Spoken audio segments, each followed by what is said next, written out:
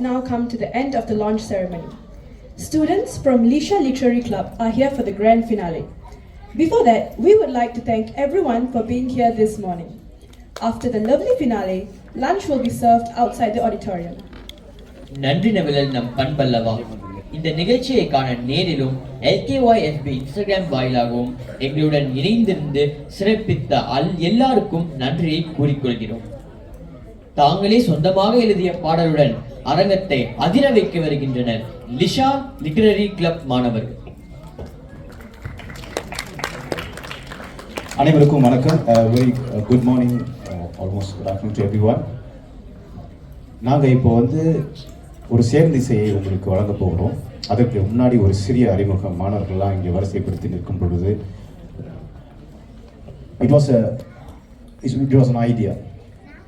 It started back in November when we are putting together a plan for the Tamil language month.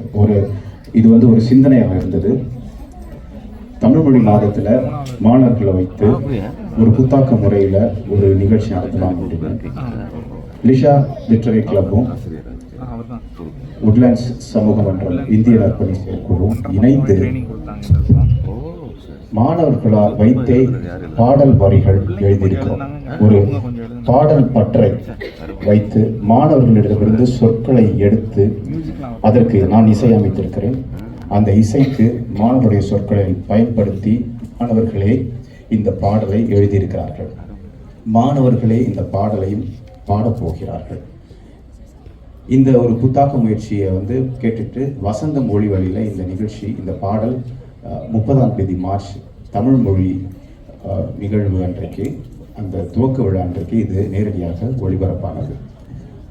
அதன் ஒரு தொடர்ச்சியாக இன்றைக்கு நம்முடைய இந்த அகரம், அந்த அகராதி வெளியீட்டில் வாய்ப்பு கொடுத்த நம்முடைய Lee Kuan Yew fund for bilingualism நிறுவனத்திற்கும் மற்ற அனைத்து நல்லுள்ளங்களுக்கும் மாணவர்களின் சார்பாகவும் லிஷா இலக்கிய மன்றம் மற்றும் உட்லாண்ட்ஸ் இந்திய நற்பணி செயற்குழு சார்பாகவும் மாணவர்கள் சார்பாகவும் என்னுடைய நன்றிகளை தெரிவித்துக் கொள்கிறோம்.